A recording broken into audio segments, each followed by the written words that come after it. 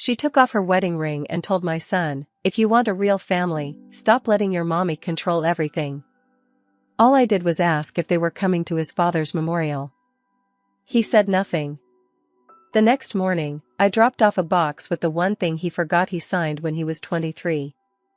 I'm 63. I live just outside Omaha, Nebraska. Same house I moved into when I was 25.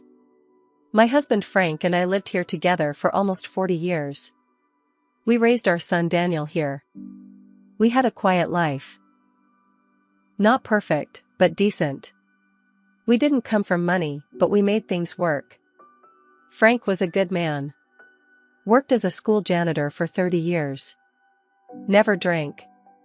Never cheated. Always made it home in time for dinner. He loved his family. He loved Daniel more than anything. Frank died 6 months ago. Lung cancer. He never smoked a day in his life. We caught it too late. He was gone in 7 months. He died in our bedroom. I held his hand until his last breath. He was 65. Our son, Daniel, is 31. He lives about an hour away with his wife, Brooke.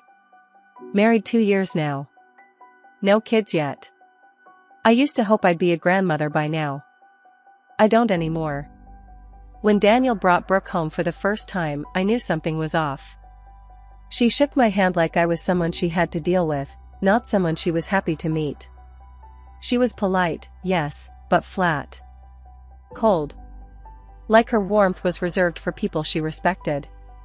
I guess I didn't make the cut. I didn't say anything. I wanted to like her. I really did. I bit my tongue every time she made some snide remark about our dated furniture or gave Daniel that smug look whenever I talked about how we raised him. I kept quiet when she gave me a scented candle for Christmas and nothing else, while I'd spent $300 on gifts for both of them. I let it go when she forgot my birthday. Twice. But this was different. Frank's memorial was planned for April 14th. We didn't do a big funeral, he didn't want one. But we planned a memorial with close friends and family. We were going to gather at the same community center where we held Daniel's graduation party. I texted Daniel a week before. Just a simple message, "Hey honey, just checking if you and Brooke will be coming to Dad's memorial on the 14th. Let me know. I love you." No response. 3 days passed. Nothing. So I called him. Straight to voicemail. I texted again. "Just need to confirm for the head count, sweetheart. Let me know soon. Hope you're both well." Finally, that night, he replied. "Brooke's not sure if she can handle it emotionally. We're still figuring it out." That's all he said. "No, sorry, Mom. No, I know this is important." Just a message that sounded like it was written with Brooke breathing down his neck. I felt like I was going crazy. This wasn't Daniel. This wasn't the boy I raised.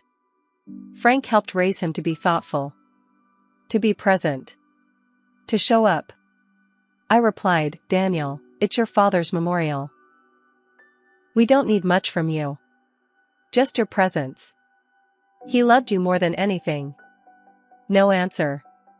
Later that night, I got a long text. Not from Daniel. From Brooke. She wrote, "I don't appreciate the guilt tripping. We're trying to grieve in our own way. Daniel is a grown man. You need to stop trying to control everything. He has a new family now." I read it twice. I felt sick. He didn't even have the spine to say that himself. The night before the memorial, I didn't sleep. I sat in Frank's recliner and stared at the wall until the sun came up. The memorial was quiet. My sister helped with food. My niece brought flowers. Frank's old co-workers came, told stories that made people laugh and cry. My pastor said a prayer. Daniel never showed. His seat sat empty next to mine the whole time. 2 days later, I went to the store to get some eggs and milk. I wasn't even thinking about them.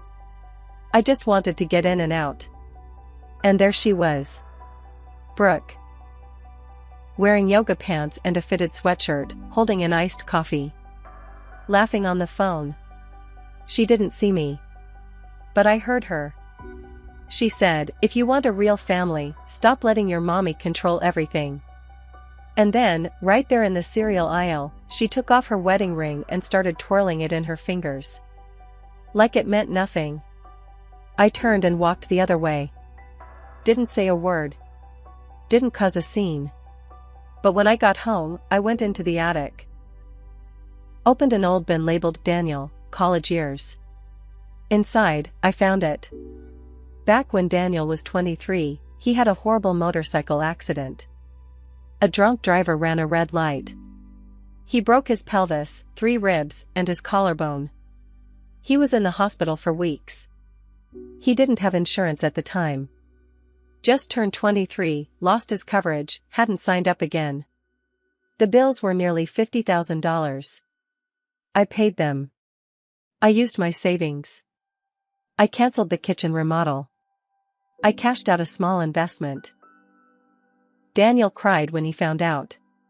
He came to me, crying, and said, "I'm going to pay you back for everything. I'll never forget this." He drafted a document himself. Had it notarized by a friend of mine who worked at a title office. It said, "I, Daniel Reed, understand that my mother paid off my medical debt when no one else could or would. I agree that, if ever questioned, she has full authority in matters concerning family property, finances, and healthcare decisions in the event of my incapacity. She stood by me when I had nothing." He signed it. It's not a real legal contract. But it meant something to him at the time. He forgot about it. I didn't. I found an old box and filled it with the things that used to mean something. His baby shoes, his first drawing of our family, his old baseball glove from when he was 9, and that signed agreement, highlighted in yellow. No note. No message. Just the box. The next morning, I drove to his house and left it on their porch. I rang the bell and walked away. The box sat there for a day.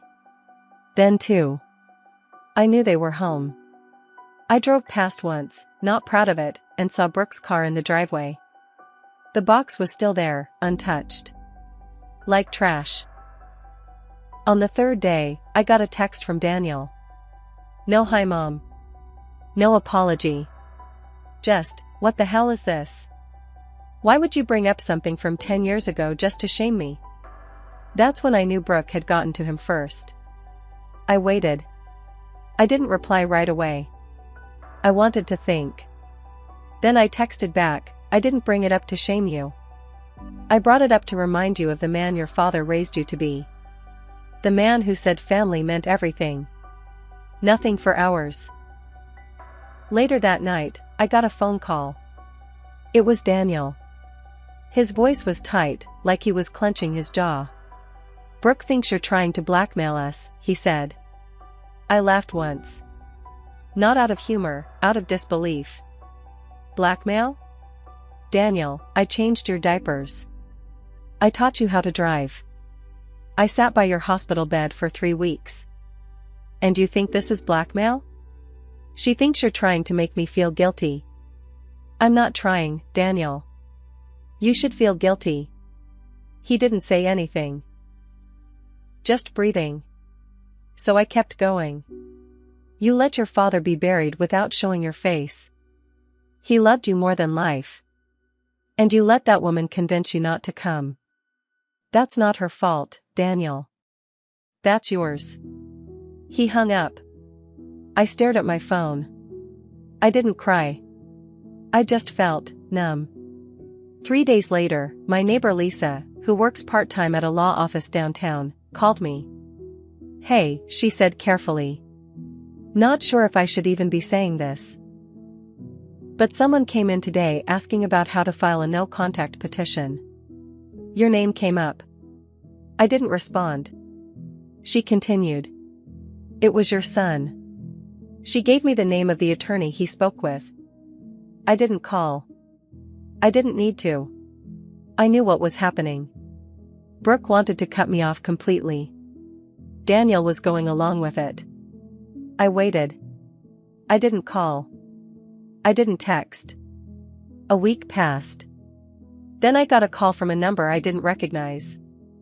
I let it go to voicemail. It was Brooke.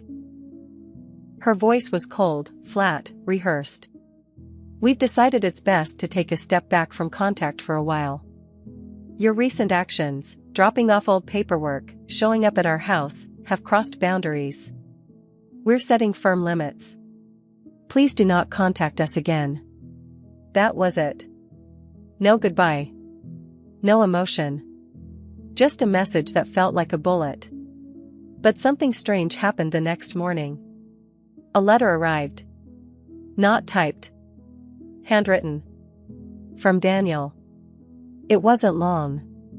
It wasn't what I expected. It said, "I don't know who I am anymore. I don't know if this is the life I want. I didn't even cry at Dad's memorial because I wasn't there. I hate what that says about me. I'm sorry. I need time." I read it 5 times. Then I put it back in the envelope and slid it into Frank's old toolbox in the garage, under the folded flag from his military service. 2 nights later, I got a call. Not from Daniel. From his coworker, Marcus. I hadn't heard from him in over a year. "Hey," he said. "Don't want to be dramatic, but I think something's up with Daniel. He's been leaving work early. Keeps saying stuff like, 'I need to fix what I broke.' Last night, he sat in his car for over an hour. Didn't move. Didn't even look at his phone." I thanked him and hung up. That same night, around 10:30 p.m., I saw headlights in my driveway. I stayed behind the curtain. Daniel stepped out of the car. He didn't come to the door. He just stood there, staring at the house. Then he sat on the front steps. I waited. 10 minutes passed. Then 20. Finally, I opened the door. He didn't look up. He just said, "She left. She left." That's all he said. I stood there in my robe, the porch light flickering above us, watching my son sit on the same steps where he used to wait for the school bus at age 7. He looked different. Not just tired, worn out. His face had this sunken look. Like someone who hadn't slept in days. I didn't say anything. Just walked back inside and left the door open behind me. After a few minutes, he followed. He didn't even take off his shoes. He sat down at the kitchen table, right where Frank used to eat his toast every morning. I poured him some water. Set it in front of him. He didn't touch it. "She said I was weak," he finally muttered. "That I let you control me. That I had no spine." I stayed quiet. Just let him talk. He shook his head. "I asked her to come with me tonight. To just talk to you. She said I had to pick. Her or you." That stung more than I expected. I looked at him. Really looked at him. He looked like a boy again. Not a 31-year-old man, but the kid I raised, ashamed, lost, searching. "What did you say?" I asked him, finally. He swallowed hard. "I said I needed to figure things out. That she wasn't being fair. She told me I could pack a bag and get out. So I did." "You left?" I asked. He nodded. "I didn't even take my stuff. Just the car keys. My wallet." That was 5 hours ago. I didn't know whether to be angry, relieved, or just exhausted. I asked, "Why now?" He rubbed his face. "I found the agreement. The one I signed. I never told her about it. I forgot, honestly. But seeing it again, it reminded me who I used to be." Then he reached into his pocket and pulled something out. It was the ring. His wedding ring. He placed it on the table. Not with anger. With finality. I don't think I ever really saw her. Not clearly. I sat down across from him. Took a deep breath. Then I asked something I hadn't asked in over a year. Are you hungry? He nodded once. I made him scrambled eggs. Toast. The same way Frank liked them. He didn't say much while he ate, but I could see it in his eyes, something was unraveling. Something deeper than a fight with his wife. When he finished, he looked up and said, I found out something else. What? He hesitated. Then said, remember when Brooke said she was going to therapy twice a week? Yeah. She wasn't. I didn't say anything. She was going to someone else's house. A guy. I saw his name in her phone once months ago. I asked, she said it was her old coworker. But last week I saw a charge on our card for a hotel room. She never mentioned a trip. I stared at him. He went on, voice low. I checked her emails while she was in the shower. She booked 3 hotel rooms this month. Different names. Different towns. He looked up. His eyes were glassy, but he wasn't crying. She was cheating on me, Mom. 4 months. I said nothing. Not because I didn't care, but because I did. He was spiraling. And he finally saw the truth. He leaned back and stared at the ceiling. She told me I was the problem. That I was too close to you. That I wasn't a man. And I believed her. I waited. Let it settle. Do you want to go to bed? I asked. He shook his head. I need to tell you something else. I waited. I think she was trying to get pregnant. That stopped me cold. She told me she wasn't ready. But I found ovulation tests in the bathroom drawer. She was tracking things. I didn't understand. That's not strange if she wanted to try, he cut me off. She told me she was on birth control. She swore she was. I realized what he was saying. She lied, he said. She was trying to trap me. My stomach dropped. All those months, her coldness, the control, the isolation. And now this. He sat there like a ghost of himself. Then he pulled something else out of his coat pocket. An envelope. What's that? I asked. He slid it across the table. It's from her lawyer. She already filed for legal separation. Before tonight. I opened it. It was dated 2 weeks ago. She was waiting for the right moment, he said. Probably when she could spin it so it looked like I was unstable. Daniel, she told her family I was emotionally abusive.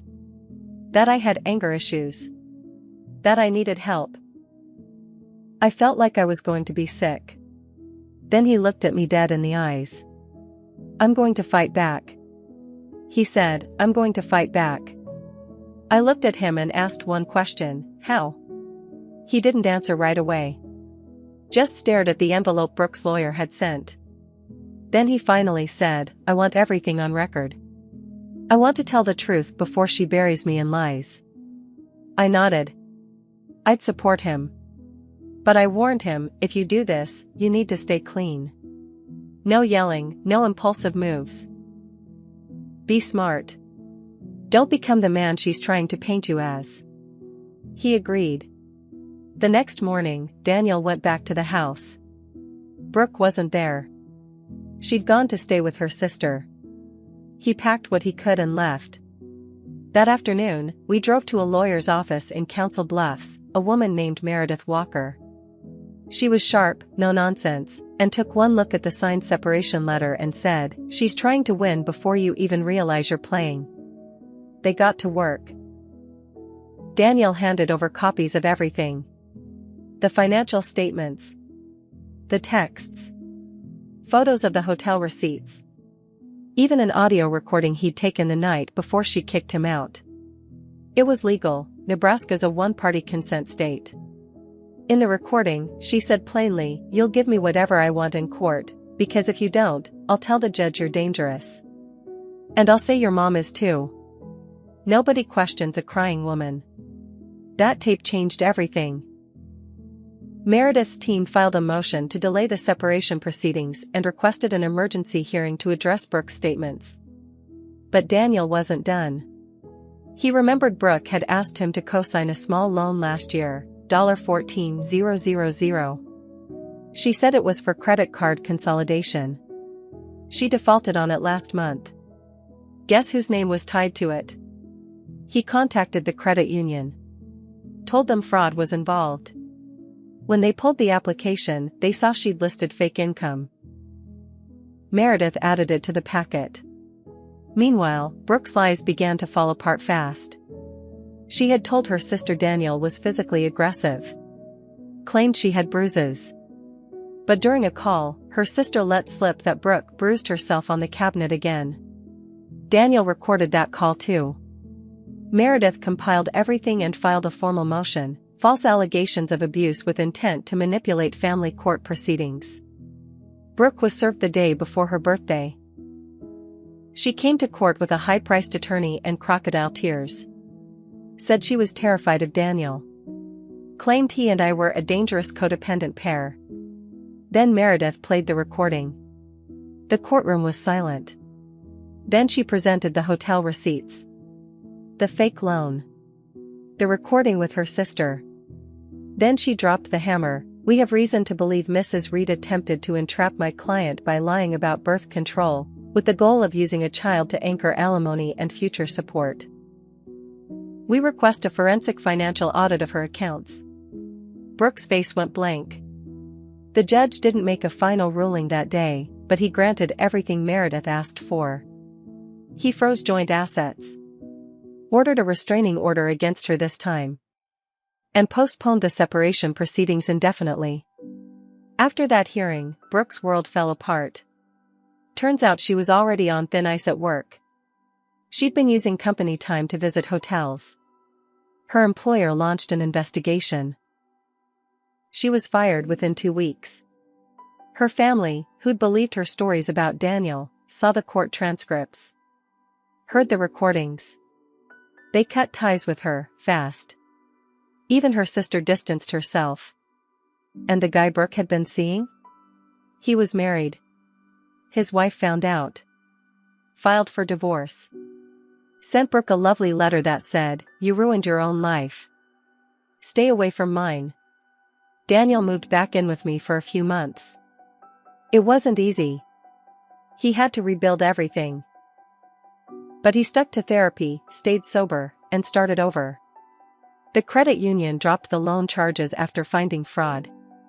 He got a new job, better one, actually, with an old friend who'd followed the court case online and reached out. But here's where things came full circle. One day, Daniel handed me an envelope. Inside was a new agreement.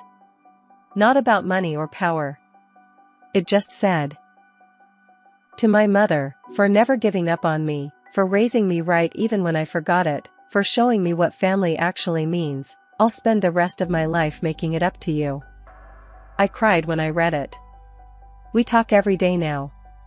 He's back to who he was, only stronger, wiser. As for Brooke? Last I heard, she's living in a small apartment on the edge of Des Moines. Jobless. Isolated. Word gets around. She tried to contact Daniel 6 months later. Sent him a long email saying she missed what they had. He didn't reply. He didn't need to. Some revenge is loud. Ours was quiet, steady, complete. And the best part? It didn't cost us a thing, except letting the truth do its work.